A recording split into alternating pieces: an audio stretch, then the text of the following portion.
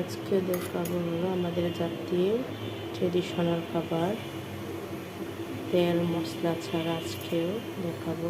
এখানে আছে হলো কাঁচামরিচ, তারপর হলো আদা, পরিমাণ মতো লবণ, তারপরে এখানে দিয়েছি সুটা। আপনারা দেখতে থাকুন।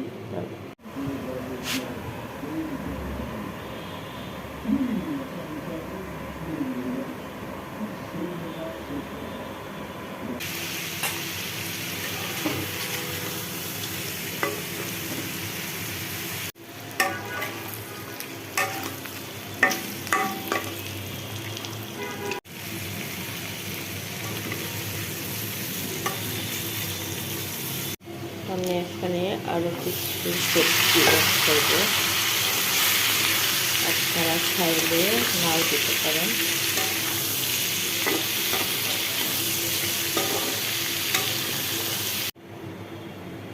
আমি এখানে আরও কিছু পানি অ্যাড করেছি।